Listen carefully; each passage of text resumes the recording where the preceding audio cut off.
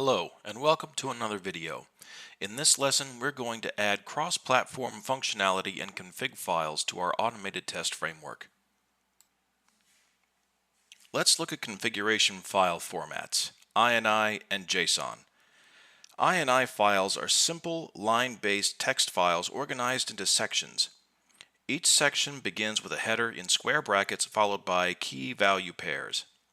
INI files are easy to read and write, especially for simple configurations. The flat, hierarchical structure makes them a straightforward option ideal for small to medium-sized configurations. We will use INI files in this demonstration because our configuration data is relatively flat, and we do not need to employ complex data structures, which JSON files are better suited for. JavaScript Object Notation files, or JSON for short, are structured as key value pairs enclosed in curly braces. The data is more hierarchical and can represent nested structures such as objects and arrays. JSON is a subset of JavaScript, making it compatible with many modern programming languages. JSON files are also human-readable but can become complex and hard to manage when dealing with deeply nested structures or large data sets. JSON is widely used in modern web development, APIs, and applications where complex data structures need to be represented. It is favored in environments where data exchange between systems is common, such as in web services, configuration files for complex applications, or data interchange between server and client. We will create an INI file named test_config and place it inside the test cases directory. It will have two sections, one named Web and another named Login, both defined in square brackets. The Web section will contain the configuration data for our WebDriver instance. Under Login, we will place our login and registration criteria, which will be read by Python as strings. We will then add two classes for loading and managing the config data. After that, we will refactor our WebDriver instance class to support cross-browser testing. The test code in test case login will also be refactored to load and read the test_config.ini file. Instead of hard-coding the login and registration criteria into the script, we will use the variables in test_config.ini. Create the testcase.ini file.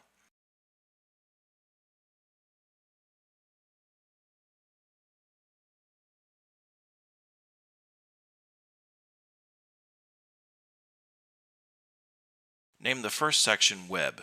This section will contain the browser name, the URL of our application, and the browser drivers.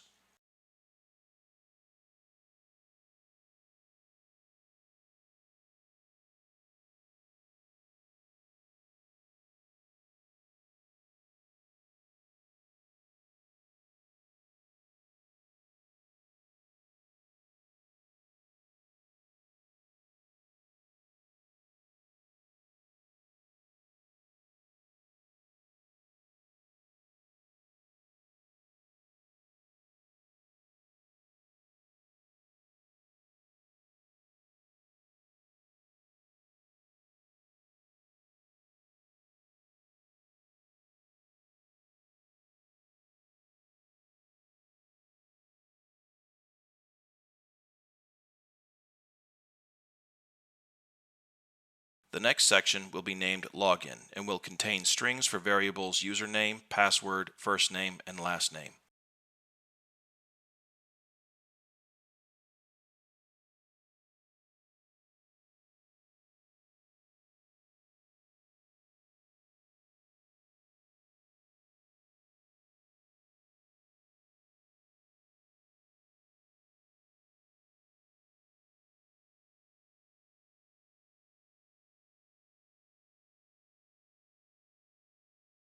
Save and create a new directory, Utilities. Inside the Utilities directory, create a new file named configfileloader.py.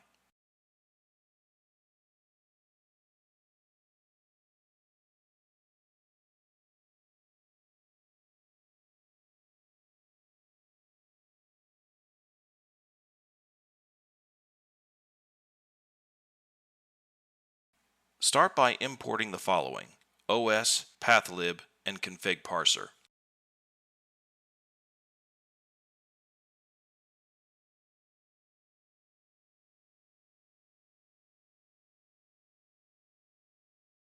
Define the config file loader class. This will handle the loading of config files.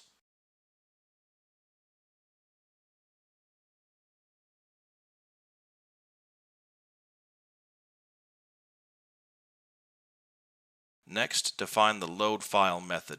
It will take two strings, the directory in which the config file is located and the file name of the config file.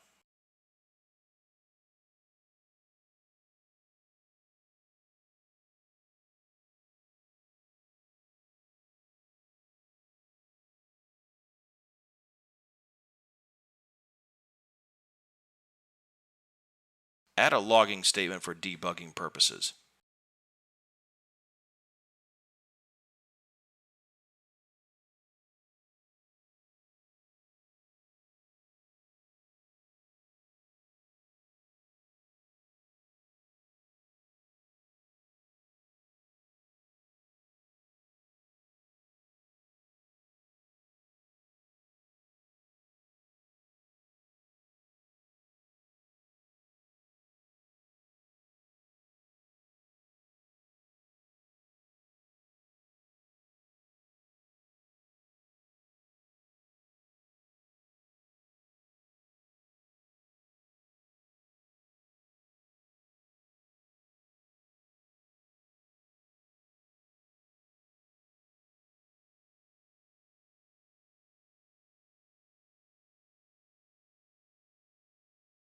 Initialize a config parser object with custom delimiters, the comma and the equal sign.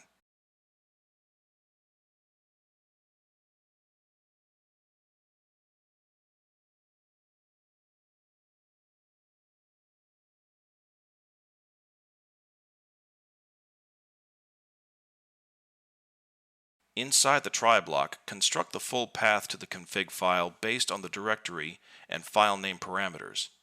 Use pathlib.path to manipulate the path.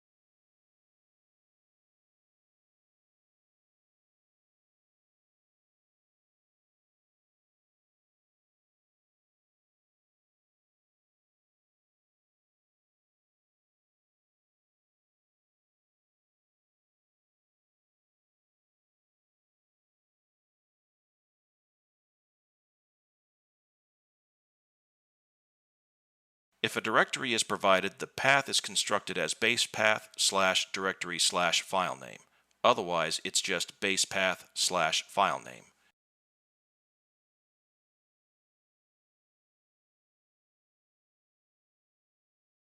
Convert the path to an absolute path, ensuring it is fully qualified.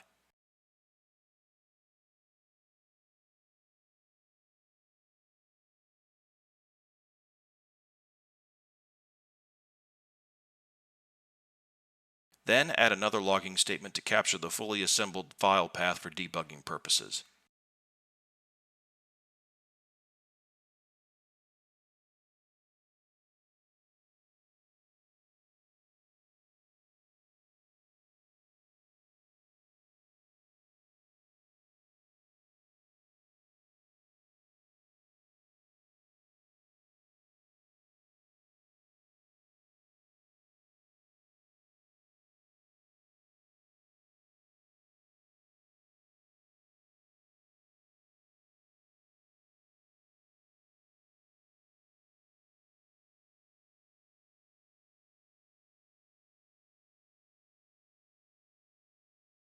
Attempt to read the configuration file.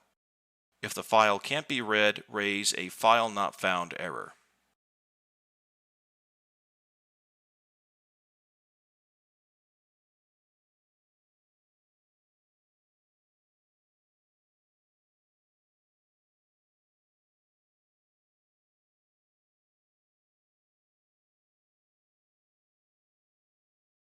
In the exception clause of the try-catch block, catch file not found error, permission error, or config parser.error.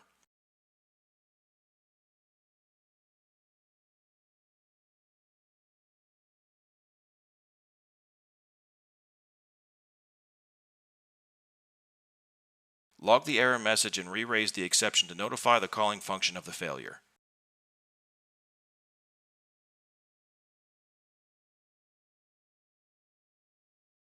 Finally, return the config parser object, which contains the parsed configuration file.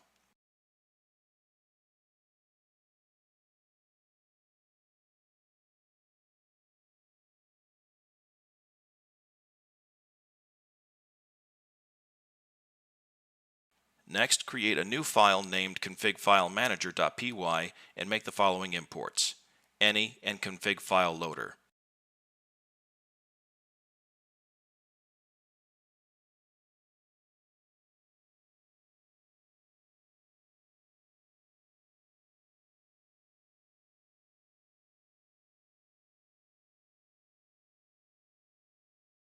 Declare a singleton class and its initializer method. The init method will accept a class named decorated, which it will wrap.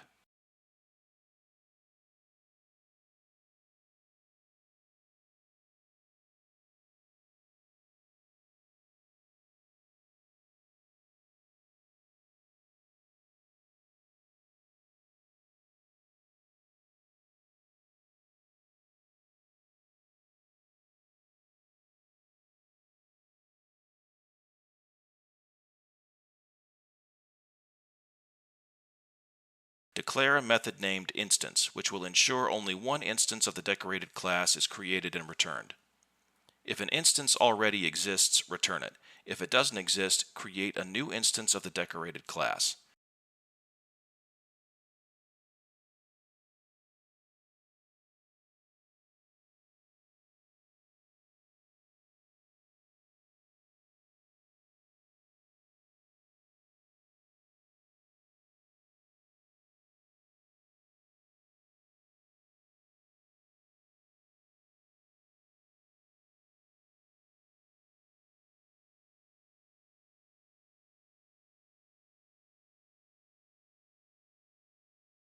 Override the call method to ensure that the user accesses the singleton instance through instance rather than calling the class directly.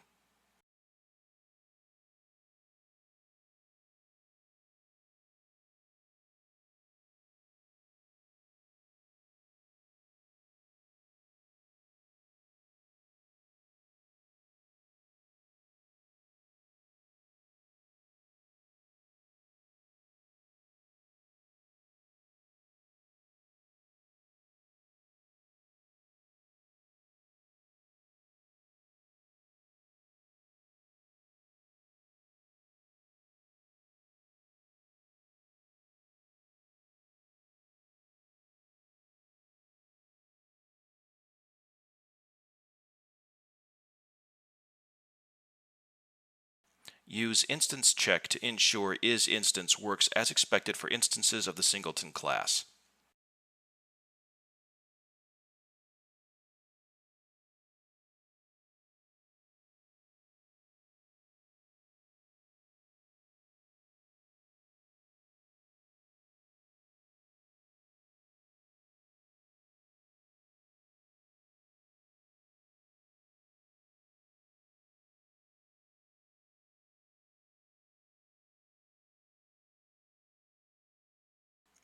Declare a class named configfilemanager that inherits from dict and is decorated with the singleton decorator. Only one instance of configfilemanager can exist, and it behaves like a dictionary for storing configuration information. The purpose of the configfilemanager class is to store and manage dictionaries created from INI files. The loader attribute is an instance of the config file loader, which is responsible for loading configuration files.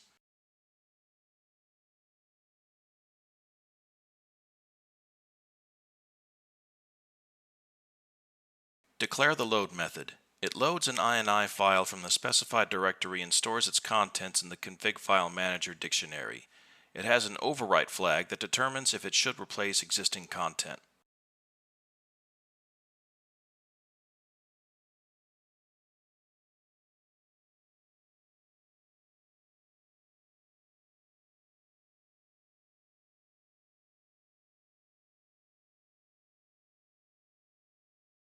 Remove the INI extension from the file name. The key name is used to define the key in the internal dictionary where the file's contents will be stored. The if condition checks whether the overwrite flag is true or whether the key name does not already exist in the class's dictionary. If the condition evaluates to true, the method will proceed to load and store the file. Otherwise, the existing file remains unchanged.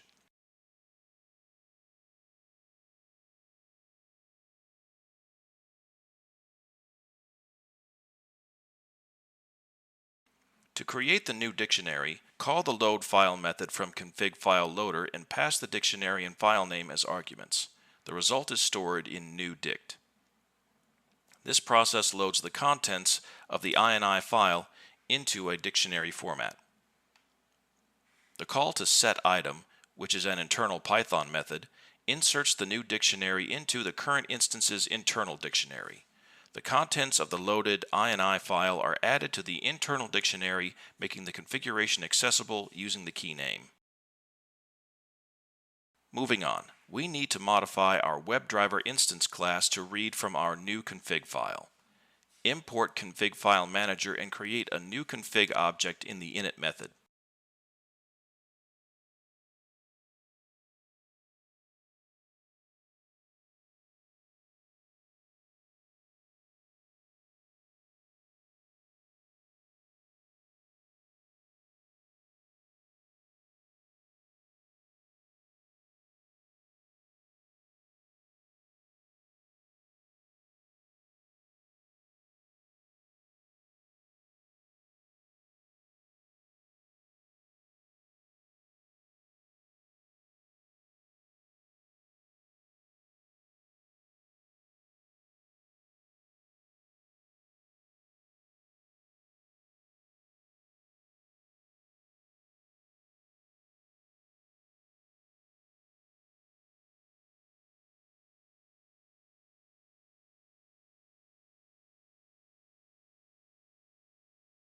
Create a new driver object by calling the initializeDriver method and pass it the config object we just created.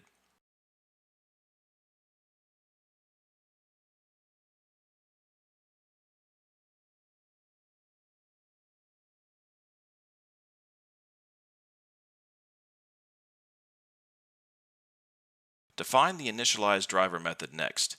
This method uses the factory pattern to return a WebDriver object.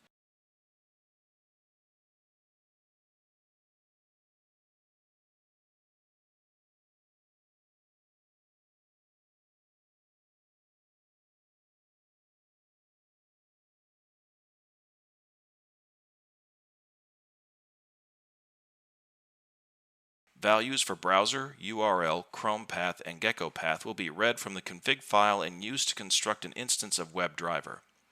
Values for these variables are under the web heading in testconfig.ini.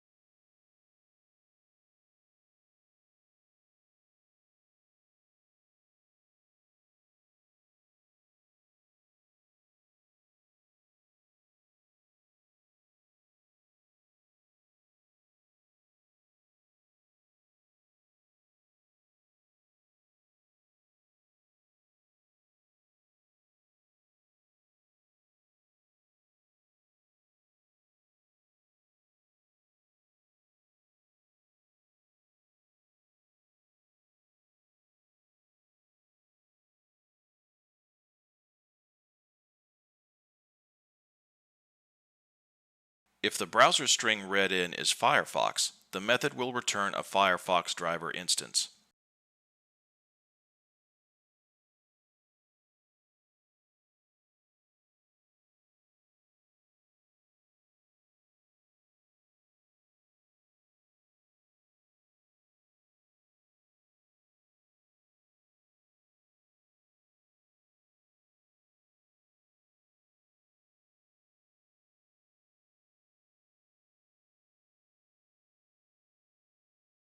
If the string reads Chrome, the method will return a Chrome driver instance.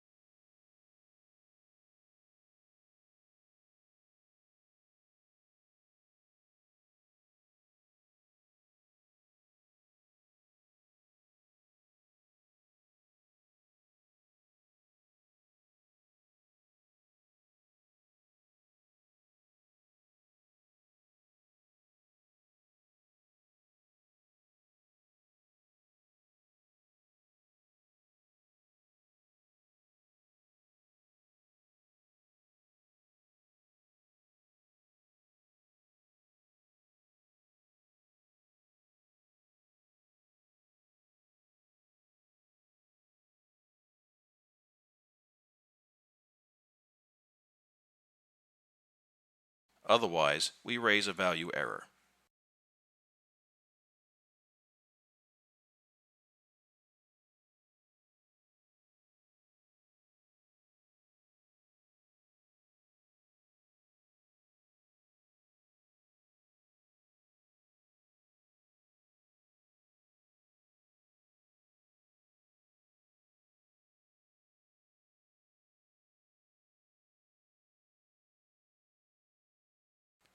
Next, define the create driver method.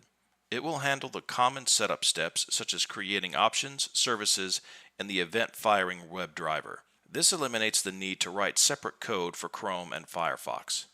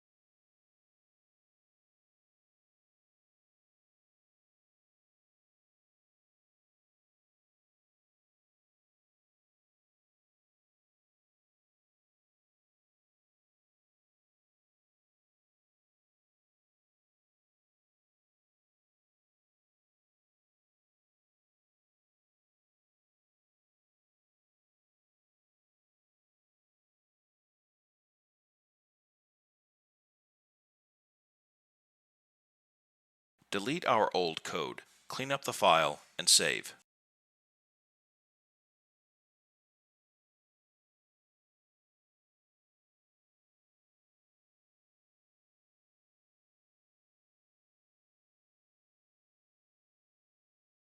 Let's move on to test case login now. Import config file manager as config manager.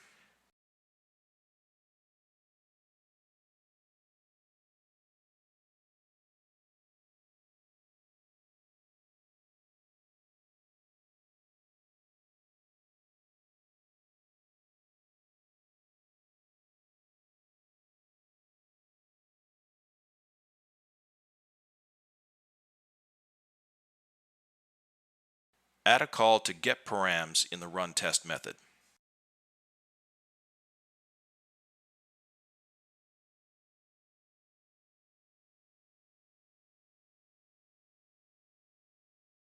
Define a new method named getParams. This method will read our config file and assign values to our test variables. Username, password, first name, and last name are all under the login section of testconfig.ini.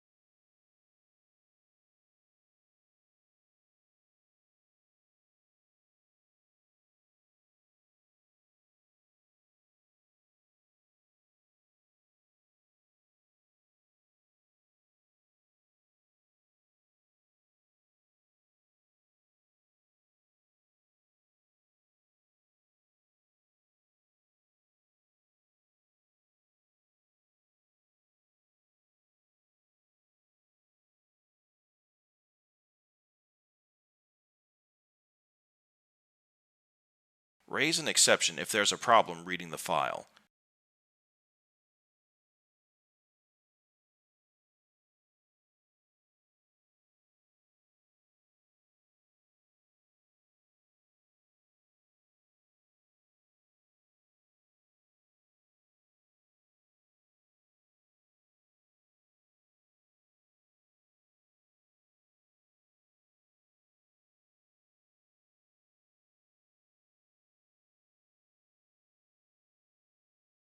Replace the hard-coded values for username, password, first and last name with our new variables.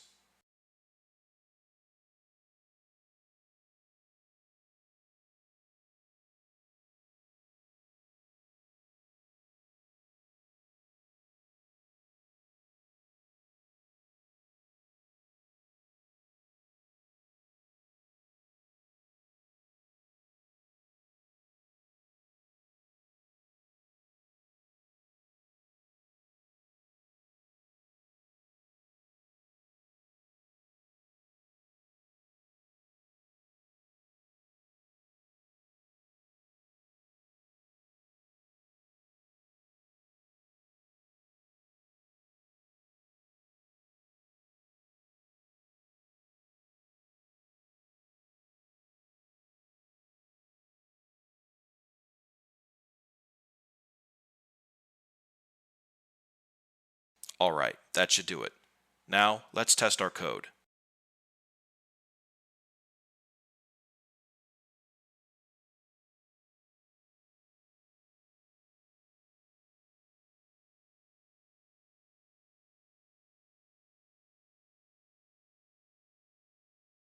Whoops, looks like I've got some debugging to do.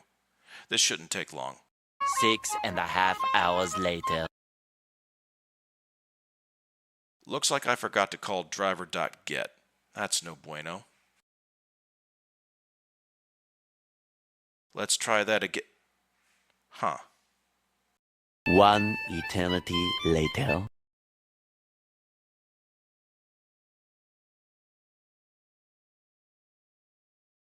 Okay, that ought to do it.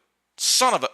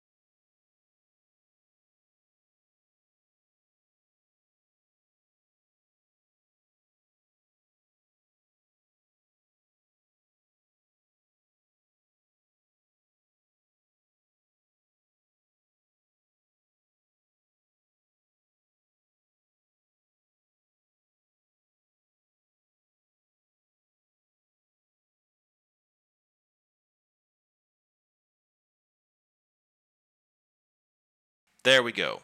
Now let's change the browser in our test config file and run this again.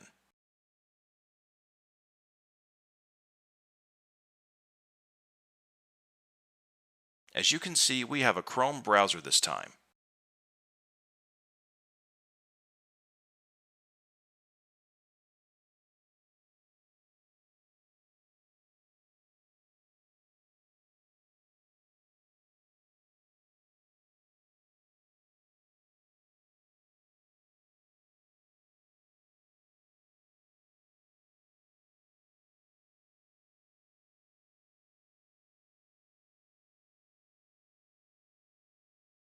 And success.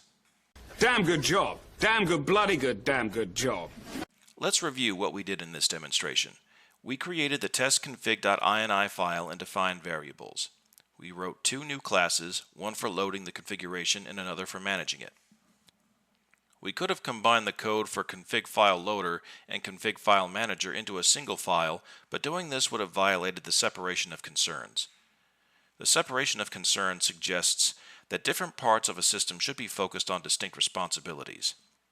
Config file loader is responsible solely for loading configuration files and returning parsed config parser objects. Config file manager manages the configuration data after it's loaded. It's responsible for organizing the parsed data into a dictionary, enforcing the singleton pattern, and optionally allowing overwrites. By keeping these two classes loosely coupled, we maintain readability and flexibility while upholding the separation of concerns. We refactored WebDriver instance to support testing with multiple browsers by employing a factory pattern in the form of the initializeDriver method. The createDriver method handles the common setup steps. A configuration is loaded and read from testconfig.ini after a call to the singleton instance of config file manager. Lastly, we added a getParams method to test case login, which loads a configuration after calling the singleton instance of config file manager. We then refactored our test code to use the variables we defined in testconfig.ini to register and log in to the application. That concludes this video. In the next lesson, we're going to complete our test framework by writing a custom logger which will wrap our WebDriver instance so that specific functions and results are printed to the console and to the log file. If you found this series useful so far, please consider liking this video and leaving a comment down below. Thanks for watching.